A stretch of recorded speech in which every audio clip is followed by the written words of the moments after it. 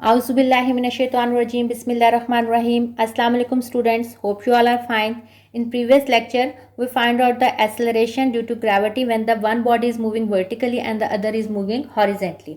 हमने previous lecture में acceleration और टेंशन फाइंड आउट की थी जब एक बॉडी वर्टिकली मूव कर रही थी और एक हॉरिजेंटली मूव कर रही थी. अब उससे रिलेटेड एक एग्जाम्पल है न्यूमेरिकल, वो करते हैं और उसके बाद फिर नेक्स्ट टॉपिक पे मूव करते हैं. 2 masses 4 kg and 6 kg are attached to the ends of an extensible string which passes over a frictionless pulley such that mass 6 kg is moving over a frictionless horizontal surface. अब देखें यहाँ previous जो हमने numerical किया था उसमें उसने कहा था दोनों वर्टिकली मूव कर रही है, इसमें उसने कहा एक हॉरिजेंटली मूव कर रही है. And the mass 4 kg is moving vertically downward, और 4 kg जो है वो नीचे की तरफ मूव कर रहा है, तो हमने m1 4 kg कह दिया और m2 कितना है 6 kg. यानी अगर इसको देखें तो m1 4 kg है और m2 जो है वो 6 kg, लेकिन फिर भी बॉडी के नीचे की तरफ मूव करेगी. Find the acceleration in the system and the tension in the string. m1 4 kg क्योंकि वो वर्टिकली मूव करी इसलिए हमने इसको यहाँ से देख के m1 इसका नाम दिया, और m2 है आपके पास 6 क्योंकि वो हॉरिजेंटली मूव कर रही है. आपके पास एक्सेलरेशन हमने निकाला था m1 over m1 plus m2g, values put करेंगे और ग्रेविटी आपको पता है 10 मीटर पर सेकेंड स्क्वायर, तो ये आ गई acceleration.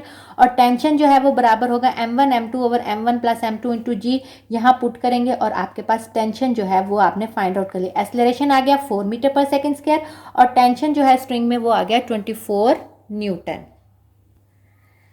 Force and the momentum, वो कहता है कंसिडर करें कि आपकी एक बॉडी है मैस m की, वो एक इनिशियल वेलोसिटी के साथ जा रही है vi के साथ. यानी आपकी गाड़ी फर्ज करें 60 की स्पीड से जा रही है, आप उस पर फोर्स लगाते हैं यानी आप स्पीड बढ़ाते हैं. ठीक है, जब आपने उस पर फोर्स एक्ट की तो उसके अंदर एक्सेलरेशन प्रोड्यूस होगी और अब उसकी वेलोसिटी चेंज हो जाएगी. ठीक है, दोबारा सुन लें. गाड़ी के एग्जाम्पल के तौर पे अगर आप गाड़ी जा रही है आपकी जैसे 60 की स्पीड से जा रही है, आप फोर्स बढ़ाते हैं, स्पीड बढ़ाते हैं. ठीक है, तो यहाँ वो कह रहा है एक बॉडी है मास m की, वो एक जा रही है एक स्पीड के साथ इनिशियल वेलोसिटी के साथ, आप उसके ऊपर फोर्स एक्ट करते हैं, उस फोर्स की वजह से उसके अंदर एक्सेलरेशन पैदा होती है, उस एक्सेलरेशन की वजह से अब उसकी वेलोसिटी जो है वो क्या होगी, चेंज होगी. अब उसकी वेलोसिटी बन गई vf. ठीक है, vi उसकी इनिशियल वेलोसिटी थी, vf उसकी बाद वाली वेलोसिटी बन गई. अब इसके अंदर जो चेंज इन मोमेंटम आया वो क्या आया, एक हो गया फाइनल मोमेंटम और एक हो गया इनिशियल मोमेंटम. तो फाइनल मोमेंटम आपके पास आ गया mvf और इनिशियल मोमेंटम हो गया mvi.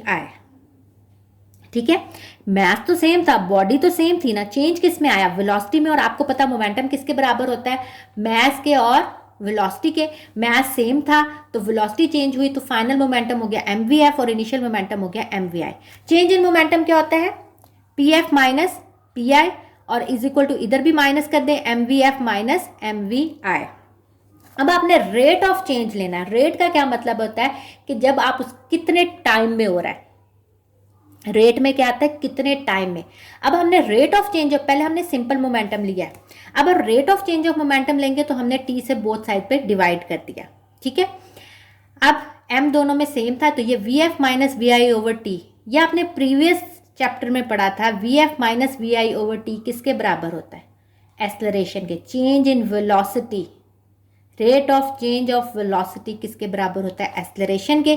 तो ये सारी चीज किसके बराबर होगी, ए के, और आपको पता है एम में जो है वो किसके बराबर होता है, फोर्स के.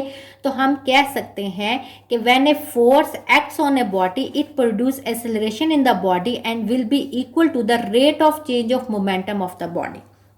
तो हमें क्या पता चला कि जब आप कोई फोर्स एक्ट करते हैं किसी भी बॉडी के ऊपर तो उसके अंदर एक्सेलरेशन प्रोड्यूस होती है, और वो एक्सेलरेशन किसके इक्वल होती है, rate of change of momentum of body के इक्वल होती है. वो फोर्स किसके इक्वल होती है, फोर्स अप्लाई करते हैं उससे एक्सेलरेशन प्रोड्यूस होती है, वो acceleration rate of change of momentum के बराबर होती है.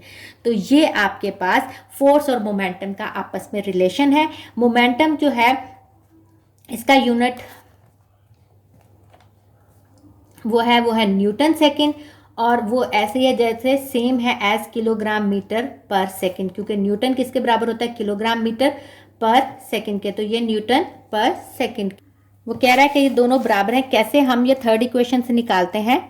न्यूटन सेकेंड ठीक है, न्यूटन का किसके बराबर होता है, फिजिकल टू एम में kilogram into metre per second square, और यहाँ 7 एक सेकेंड, तो ये इससे एक कट गया, तो kilogram into metre per second. तो इसलिए उसने कहा है कि इसका यूनिट और किलोग्राम मीटर पर सेकेंड ये सेम है, यानी ये मोमेंटम, चेंज इन मोमेंटम जो है वो इसी फोर्स के इक्वल है, तो ये दोनों चीज़ें सेम है। ये इसने यहाँ इस तरह निकाला कि न्यूटन सेकेंड आता है ना यहाँ, ठीक है, न्यूटन, ये टाइम इधर आया तो ये क्या बना, न्यूटन सेकेंड, जो कि निकलता है किलोग्राम मीटर पर सेकेंड। तो मोमेंटम जो है उसकी यूनिट भी यही होती है, किलोग्राम मीटर पर सेकेंड। तो इसलिए उसने कहा ये सेम है, इसमें कंफ्यूज मत होइएगा, ठीक है। अब एग्जाम्पल इसकी एक कर लेते हैं। एग्जाम्पल है, a body of mass 5 kg is moving with the velocity 10 metre per second, find the force required to stop it in 2 second. एक बॉडी है वो 5 kg से मूव कर रही है, 5 kg की बॉडी है, वो 10 मीटर पर सेकेंड की वेलोसिटी से मूव कर रही है। आपने फोर्स फाइंड आउट करनी है ताकि हम उसको रोक सकें 2 सेकेंड्स के अंदर, ठीक है। रोकनी है इसका मतलब उसकी फाइनल वेलोसिटी जब वो रुक जाएगी तो क्या हो जाएगी, 0, तो फाइनल वेलोसिटी होगी 0। टाइम कितना हमें चाहिए, 2 सेकेंड। फोर्स हमने फाइंड आउट करनी है, इनिशियल मोमेंटम कितना हो गया, m into v. Final momentum, math तो वही रहेगा, फाइनल वेलोसिटी क्योंकि 0 थी तो फाइनल मोमेंटम भी 0 हो जाएगा। तो फोर्स फाइंड आउट करनी है, P F minus P I over T, 0 Newton second minus 50 Newton second, तो ये आपके पास आ जाएगा -25, क्योंकि अपोजिंग फोर्स है तो 25 newton is required to stop the body. इस माइनस का मतलब है ये अपोजिंग फोर्स है, किसी बॉडी की मोशन को रोकने के लिए फोर्स को, तो ये अपोजिंग फोर्स बन रही है, इसीलिए यहाँ इसकी वैल्यू आ जाएगी 25 न्यूटन, -25 न्यूटन। इसलिए ये वो फोर्स है जिसकी वजह से बॉडी रुकेगी।